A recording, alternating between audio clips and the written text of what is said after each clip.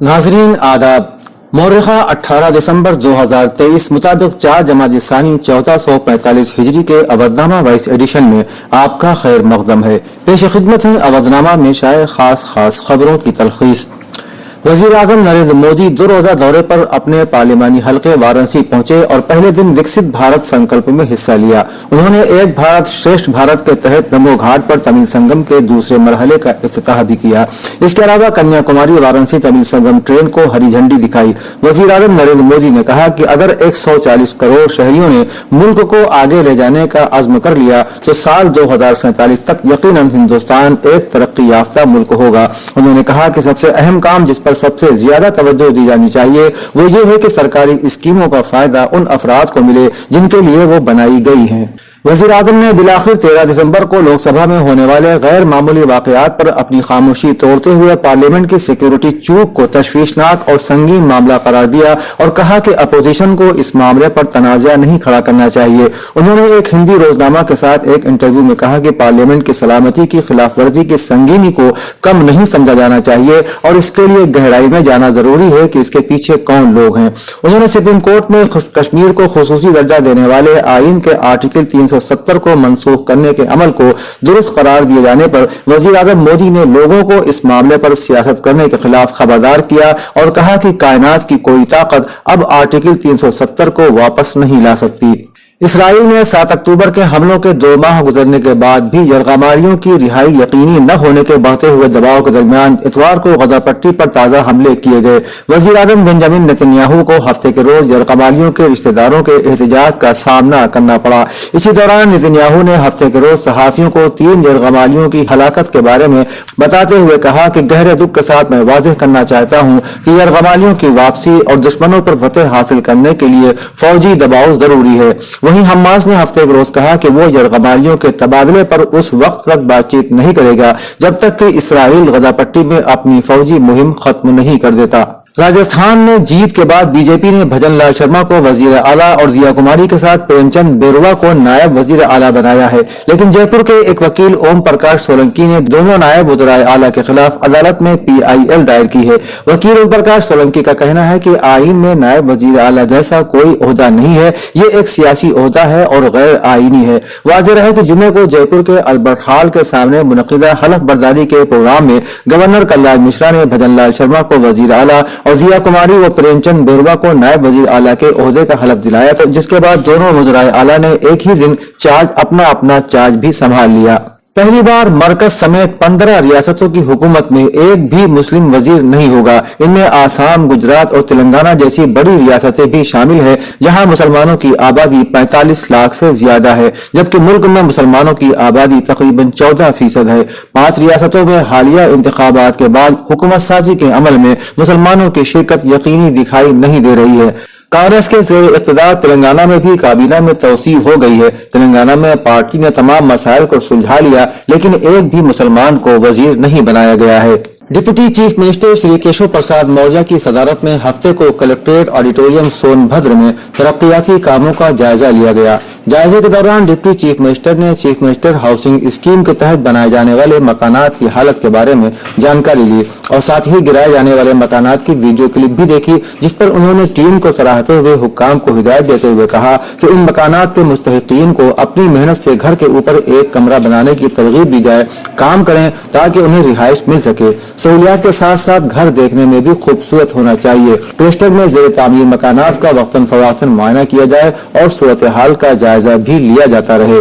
Professor Sharib रुदौलवी और उनकी अहलिया professor Shamim Nikhat के कायम करदा Shua Fatima girls inter college में Shua Fatima educational charitable trust and society की एक मीटिंग का इनेकाद किया गया। मीटिंग की सदारत करते हुए कर्रार असगर जैदी ने प्रोफेसर शारिब रुदौलवी की खिदमात और उनके मकासद का जिक्र किया। इस मौके पर प्रोफेसर शारिब रुदौलवी की वसीयत पढ़कर सुनाई गई और तमाम शुरका ने वसीयत में लिखे गए फैसलों पर इत्तिफाक राय से अमल करने पर जोर दिया। साथ ही शारिब रुदौलवी के शागिर्द और सोसाइटी के मेंबर अब्दुल समी को शारिब रुदौलवी के इंतकाल के बाद ट्रस्ट का सदर मुंतखब किया गया और शुआ फातिमा एजुकेशनल सोसाइटी के मेंबरान में वक़ार रिजवी की अहलिया और रोजनामा अवधनामा की प्रोपराइटर तकदीस फातिमा रिजवी को भी शामिल किया गया। मीटिंग में शारिब रुदौलवी के नाम से शारिब रुदौलवी तनकीदी अवार्ड मार्च में दिया जाना तय पाया। समाजवादी पार्टी के कौमी सदर और साबिक वजीर आला उत्तर प्रदेश अखिलेश यादव ने इतवार को कहा कि इक़्तिदार पर मबनी सियासत की वजह से गरीबों की इक़्तिदार में शराकतदारी नहीं हो सकती है। सियासत खिदमत खल्क का जरिया है, जबकि बीजेपी की सियासत पेशा वाराना है। उन्होंने कहा कि बीजेपी सरकारें अवाम की बातें नहीं सुनना चाहती, वो सिर्फ अपने मन की बात सुनती हैं। अपोजिशन के तई उसका रवैया नजरअंदाज करने वाला है। जमहूरी निजाम में उसका यकीन नहीं है और आईनी इदारों को कमजोर किया जा रहा है। इजहार राय की आजादी को कुचला जा रहा है और आईन की मंशा से भी खिलवाड़ किया जाने लगा है।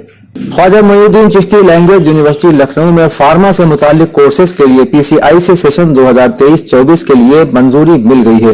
डी फार्मा और बी फार्मा और फार्मेसी के लिए पीसीआई से मंजूरी मिलने के बाद लैंग्वेज यूनिवर्सिटी ने इन कोर्सेज के लिए 31 दिसंबर 2023 तक दरखास्तें तलब की हैं और इन कोर्सेज में दरखास्त देने का अमल 19 दिसंबर से शुरू होगा। आम और दीगर पसमानदा तबकात को 500 रुपए और SC/ST को दरखास्त की फीस के तौर पर 250 रुपए अदा करने होंगे। डी फार्मा में दाखिला मेरिट की बुनियाद पर किया जाएगा, जबकि बी फार्मा में दाखिला इम्तिहान की बुनियाद पर किया जाएगा।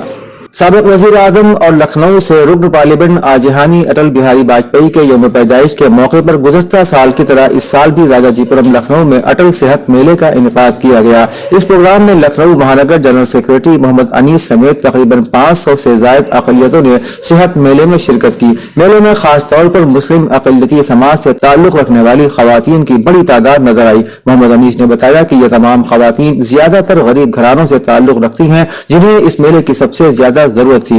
इस जरिए से समाज को बहुत फायदा होता है। इस मौके पर खुसूसी तौर पर ज़रक़ानुद्दीन, इरशाद बेग, अजीज बेग, इमरान रिजवी सगीर और अक़लियती मोर्चे के कई ओहदेदारान भी मौजूद थे।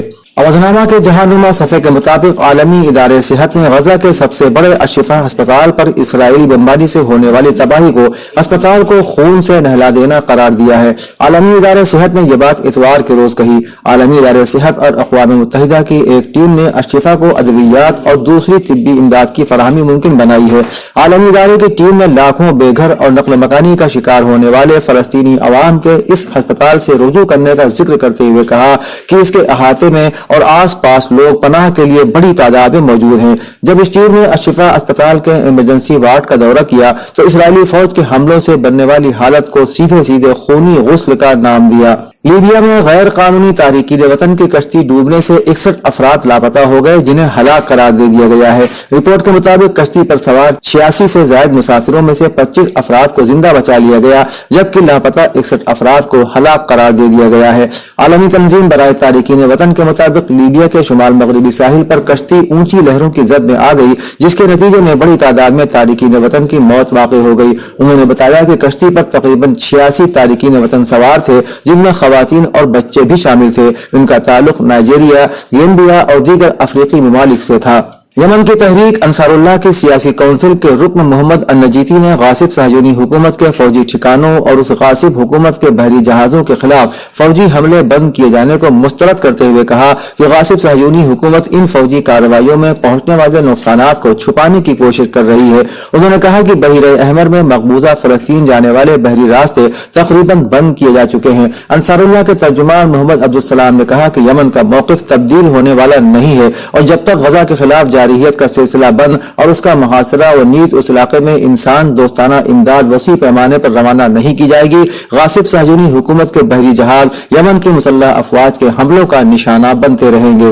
रूस के सदर व्लादिमीर पुतिन ने इतवार को कहा कि नाटो ममालिक पर मास्को के मुमकिन हमले के बारे में अमरीकी सदर जो बाइडन के तबसरे बकवास हैं और मेरे ख्याल में सदर बाइडन को भी इस बात का एहसास है। ये रूस के बारे में अपनी गलत पॉलिसी को दुरुस्त साबित करने का उनका अपना तरीका है। रूस नाटो ममालिक के साथ ताल्लुकात बढ़ाने में दिलचस्पी रखता है और उन ताल्लुकात को खराब करना नहीं चाहता। मिस्टर पुतिन ने कहा कि रूस के पास नाटो ममालिक से लड़ने की कोई सियासी या फौजी वजह नहीं है। गजा पर इसराइली फोर्सेज की बमबारी मुसलसल जारी है। आलमी इदारे सेहत WHO के सरबराह टेड्रोस एडहानोम ने कहा है कि गजा के सबसे बड़े तिब्बी मरकज अशिफा अस्पताल में दोबारा काम शुरू करने की कोशिशें की जा रही हैं, लेकिन सूरत हाल अब भी नाकाबिल यकीन हद तक पेचीदा है। उन्होंने एक्स पर लिखा कि अस्पताल में सर्जरी अभी मुमकिन नहीं है। मरीजों को खून चढ़ाने के लिए खून की बोतलें भी मौजूद नहीं है। बेशुमार मरीजों की मुसलसल देखभाल करने के लिए अमला भी नाकाफी है। उन्होंने मजीद बताया कि गजा के 36 अस्पतालों والوں میں سے صرف 8 ہی جزوی طور پر فعال ہیں۔ نامہ میں شائع مضامین کو مکمل طور پر پڑھنے کے لیے اودنامہ کی ویب سائٹ www.awadnama.com پر وزٹ کریں اور ای پیپر پر کلک کریں۔